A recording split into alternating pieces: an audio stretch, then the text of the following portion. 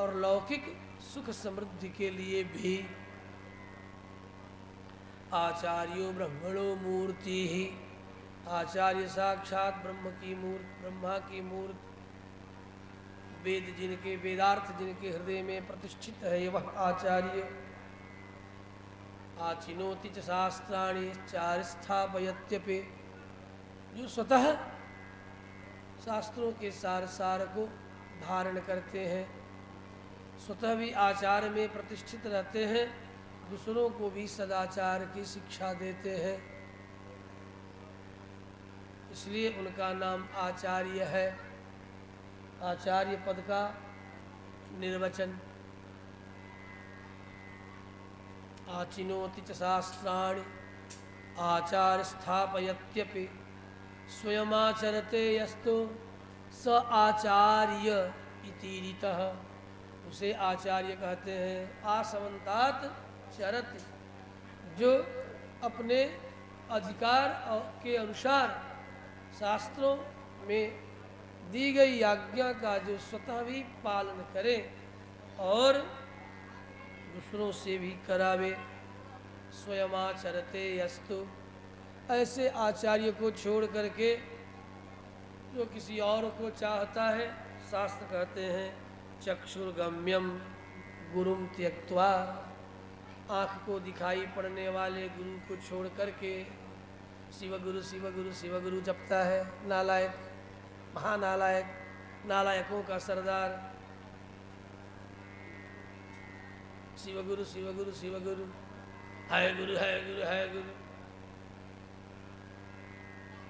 चक्षुर्गम्य, आँखों को दिखाई पड़ने वाला ही गुरु होने का पात्र है। कहीं भी अज्ञात को धर्मशास्त्र ने गुरु बनाने की आज्ञा नहीं दी है। आज एक बिहार में कोलाहल चारों तरफ हो रहा है, शिव गुरु, शिव चर्चा। ध्यान देना, यह अशास्त्रीय है। कोई नरेंद्राचार्य नामक अरबियन कंट्री से धन लेकर के भूत परस्ती, मजार जैसे चित्रों का प्रचार कर रहा है, उससे सावधान।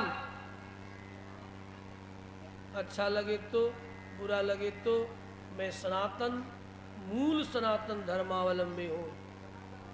मैं वैद की शाश्वत परंपरा का अनुगमन करने वाला हूँ और ये सब सनातन के शत्रु हैं, शत्रु।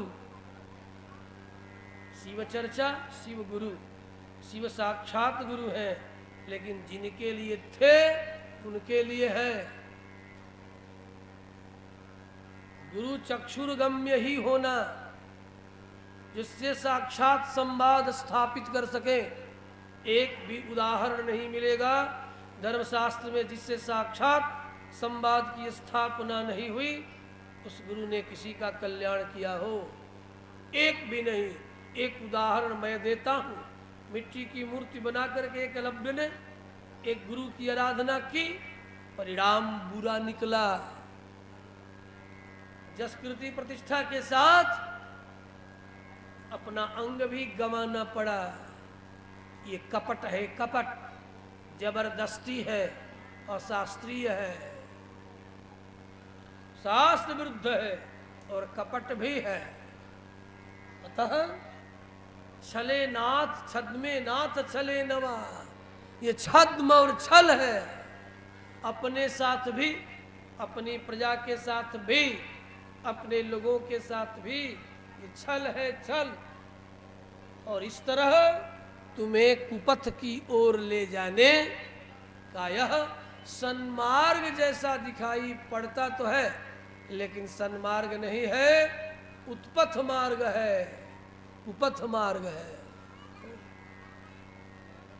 चर्चा खूब करो, लेकिन चक्षुर्गम्य ही गुरु को जीवन में स्वीकार करो, जिससे बात कर सकते हो, जिसे खिला सकते हो, जिसे पहना सकते हो, जिसे बुला सकते हो, जिसे अपने घर बुला सकते हो, जिसके घर जा सकते हो। जो सीधे संवाद स्थापित करे, जो हेलो हाय पर भी उपस्थित रहे और सामने भी उपस्थित रहे, उसी में गुरुत्व है। और यही तुम्हारी सनातनी परंपरा रहे है। पांचों पांडवों के दीक्षा गुरु का नाम है धौम्य। साक्षात भगवान कृष्ण को भी पांडवों ने गुरु नहीं बनाया, परंपरा प्राप्त ऋषि धौम्य को अपना पंचाचार्य, पंच संस्कार उन्हीं से ग्रहण किया। ऋषि धौम्य जन्मेजय पर्यंत के ये कुरुवंशियों के दीक्षाचार्य है और धौम्य का ही चेला था आरुणि, जो उपनिषद पुरुष है। उपनिषदों में जिसका वर्णन है, जिसकी गुरु भक्ति की बड़ी चर्चा है, ऋषि धौम्य के आश्रम में निवास करने वाला आरुणि। तो देवियों, आपको ये बात बुरी लग सकती है, लेकिन हम आपको सनातन धर्म का ठीक ठीक निर्देश दे रहे हैं। आप कुपथ पर मत जाओ। हनुमान जी की चर्चा करो, शिव जी की चर्चा करो, लेकिन शिव जी गुरु हमारे हैं, ये कदापि मत स्वीकार करना। गुरु चक्षुर्गम्य हो, संवाद योग्य हो, सेवा योग्य हो, दर्शन योग्य हो, जाने आने योग्य हो, वही मतलब पांच भौतिक शरीर में निवास करने वाला, परम चेतना के साथ युक्त, वैदिकी ज्ञान सनातन ज्ञान से प्रतिष्ठित जो हो, उन्हीं में आचार्य की पूर्ति मानना और उन्हें ही गुरु और उन्हीं से गुरु मंत्र स्वीकार करना। ऐसा कहीं नहीं दिखा गया। न सूर्यवंश की परंपरा में एक भी उदाहरण है, न ही चंद्रवंश की परंपरा में एक उदाहरण। दो क्षत्रियों का ये वंश प्रधान है। आज उनका नाम भले बदल गया है, चंद्रवंशियों के भी अनेक उपनाम है और सूर्यवंशियों के भी आज अनेक उपनाम से सूर्यवंश। दो ही क्षत्रियों, तीसरा कोई वंश है नहीं। तीसरा यदि वंश है तो ब्राह्मणों की कृपा प्रसाद से चार और है। सुनो ध्यान से क्षत्रियों, मैं आपके इतिहास को बता रहा हूँ। दो ही वंश है क्षत्रियों का, सूर्यवंश जिनके आदि विवस्वान है, इक्ष्वाकु, आगे चल के पुनः चंद्रवंश के आदि ऋषि अत्रि है, और आगे चल कर के सोम से यह चंद्रवंश चला। सूर्यवंश सूर्य विवस्वान से आगे इक्ष्वाकु से होते हुए कालांतर में और उसी सूर्यवंश में राम आए। यदि तुम वैश्य राजपूत हो तो तुम सूर्यवंशी हो, और तेरे आदि तेरे देवता का नाम है, तेरे कुल पूज्य है वशिष्ठ, और तुम्हारा कुल पुरुष है राम है। चंद्रवंशी यदि हो तो तेरा कुल पूज्य है अत्रि, और अत्रि के अवांतर विप्र, और तेरा कुल पुरुष है कृष्ण, कुल पुरुष है। हाँ, इसलिए उनका भजन करो। इसके अलावा तीसरे में चार आते हैं, सोलंकी, सक्रावाल, चौहान और परमार। ये जो चार हैं, ये जन्म से क्षत्रिय नहीं है, ये जन्म से ब्राह्मण है। क्या कहा, ध्यान से सुनना। कश्मीर में पमीर के पठार पर वशिष्ठ ने इन चार क्षत्रियों को ऋषि कश्यप की उपस्थिति में और परशुराम के आग्रह से इन चार क्षत्रियों की सृष्टि किया। ये सब के सब इनका गोत्र है, अग्निगोत्र है। ये अग्निधर्मा है, अग्निगोत्र।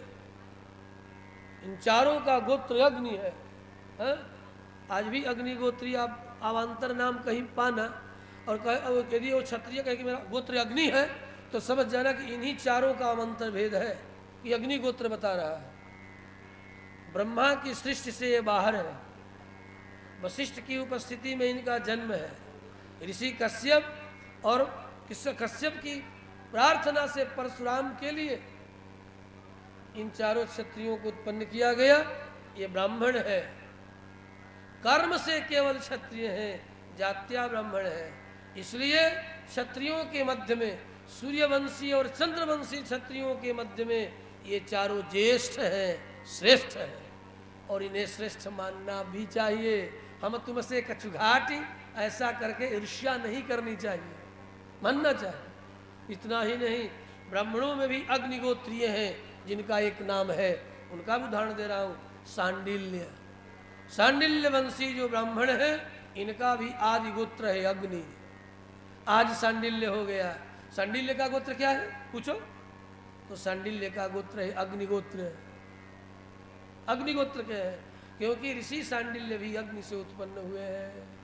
ब्राह्मणों में भी अग्निगोत्र वाले हैं। ब्राह्मणों में जो सांडिल्य गोत्र आज जो कहे जा रहे हैं, जिन्हें तिवारी या त्रिवेदी कहते हो,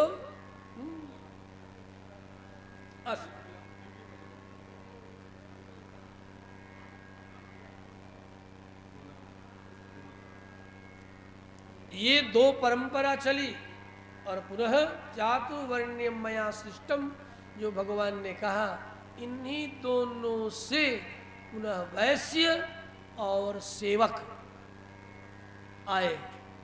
कृषि गौरक्ष और वाणिज्य में जिनकी रुचि थी, उनको हमने कहा कि ठीक है, अब आज से सबके घर में आपका प्रवेश होगा।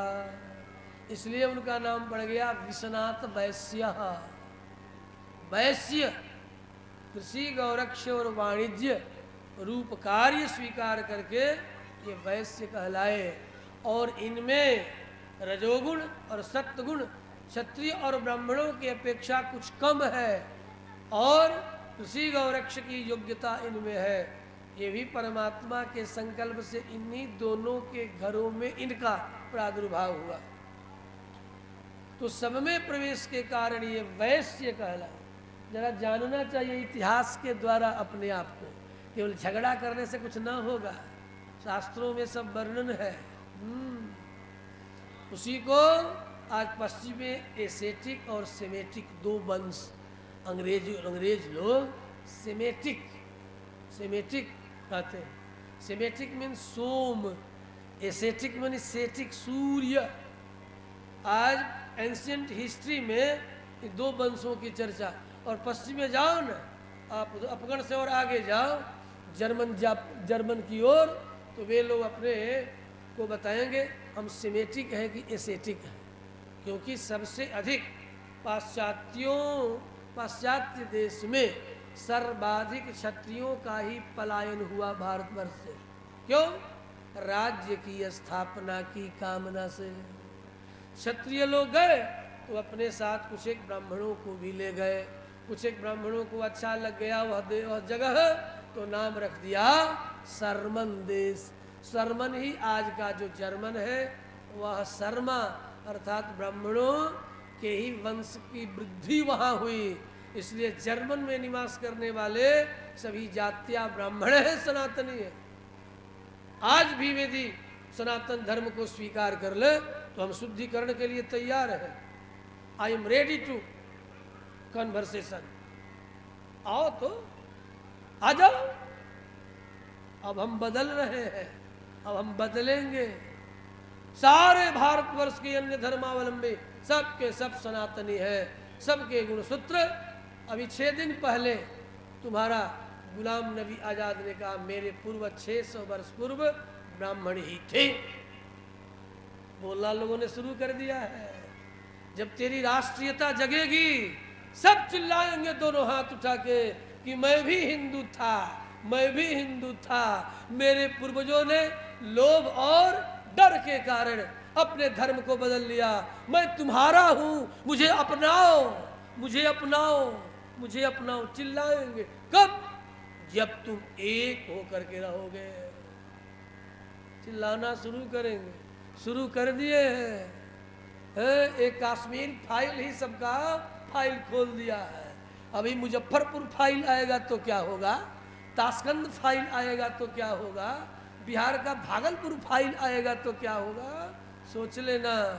इसलिए संघे शक्ति ही कलौ जुगे कलयुग में जीना चाहते हो कलह के युग में, तो घर घर में एक बनो, नेक बनो, एक साथ रहो। हिंदू मात्र एक की संतान, सबका आदि पूर्वज ब्रह्मा है। हम सबके एक पिता है, जिनका नाम है प्रजापति ब्रह्मा, और उनके पिता साक्षात भगवान नारायण। इसलिए आप पितृ कार्य जब करेंगे तो पितृ कार्य में सबसे आदि पितर का नाम है विष्णु, इसलिए विश्व सूक्त का पाठ होता है। श्राद्ध कर्म में विश्व सूक्त का पाठ है, श्राद्ध कर्म में। उसके बाद के पितर है रुद्र, तो रुद्र सूक्त का पाठ है। हाँ? ये हमारे पितर है, ये देवता नहीं। देखो, इन देवताओं को जब तुम पितर के रूप में आराधना करोगे तो इनकी लाख गुना कृपा होती है, और केवल देवता मान के पूजोगे तो वो भी अन्य मनस्क रहते हैं। और यदि पितर मान करके पूजोगे विष्णु को, पितर, विष्णु हमारे पिता है। इसीलिए देखो मंदिरों में जाते हैं तो सबसे ज्यादा प्रसिद्ध हमारा प्रार्थना का श्लोक क्या है? त्वमेव माता। किसे कहते हो? भगवान कृष्ण, राम, विष्णु को। त्वमेव माता च पिता त्वमेव, मतलब क्या हुआ? देवता। क्या देवता के रूप में मंदिरों में जाके ऐसे हम प्रार्थना करते हैं? खबरदार, कदापि नहीं। त्वमेव माता, आप ही हमारे आदि माता है, आदि पिता है, पितर है। च पिता त्वमेव, त्वमेव बंधु, आप ही हमारे आदि बंधु है। आपसे अधिक बांधवपना का निर्वाह किसी ने नहीं किया। जिसमें बांधवपना है, जिसमें बंधुता है, जिसमें बंधन का सामर्थ्य है, उसे बांधव कहते हैं। बंधन का सामर्थ्य अर्थात प्रेम, ममता, जो तुम्हारे प्रति ममत्व बुद्धि से अग्रसर होते मैं तेरे लिए, वही सच्चा बंधु है। नहीं तो अपना सहोदर भी बंधु नहीं। एक माँ के पेट से जन्मिया रोज झगड़ रहा है नालायक, वो कैसा बंधु रे? वो कैसा बंधु हो सकता है? जरा मैं कठोर कभी कभी बोल देता हूँ, अरे तरे भी कहता हूँ, समाज को ठीक करने के लिए कहता हूँ, कैसा बंधु है? सहोदर होकर के भी झगड़ता है, बंधु है क्या? नहीं है। जो ममता में सर्वस्व कह दे, बेटा, भैया, बबुआ, सब तो हरे बा, जो बुझा तो दो न तो चल रहे अपन सोटा लगोटा लेके, तेरे प्रारब्ध में होगा, जहां जाओगे वहीं मिलेगा। ये दृढ़ निश्चय कर लो, तेरा जो होगा तेरे पास भाग के आएगा। मत झगड़ो अपने बंधुओं से 4-4 अंगुल नली और गली के लिए। 4 अंगुल नली और गली के लिए कपर फुराउल होते हुए मैं आए दिन देखता हूँ। 4 अंगुल नली और गली के, हाय हाय। तेरे भाग्य और प्रारब्ध में है तो भाग करके आएगा, दुनिया के किसी कोने में जाओगे। इतना जरूर ध्यान रखना चाहिए। हाँ? कहीं चले जाओगे जो तुम्हारे भाग्य और प्रारब्ध का होगा, और नहीं तो लड़ झगड़ करके ले भी लिया अपने बंधुओं का, और तेरे भाग्य में नहीं होगा तो क्या करोगे? हुक्का पानी खा पी के बराबर कर दोगे साल 2 बरस में। पता चलेगा कि लंगोटी झाड़ करके पूरा वैसे ही हो गए, पटक चंद गिरिधारी, फटके चंद हो गए, कुछ भी नहीं है। बाप दादों का चकला ऐसे ही चला गया 2 किलो सतुआ पर। हाँ हो, नहीं गया है क्या? मेरा पीछे चल करके देखो तो अपनी नजरें पीछे पलट करके देखो। हाँ? 1 मटका दही 2 किलो सतुआ पर एक चकला गया। श्री कृष्णचंद्र भगवान की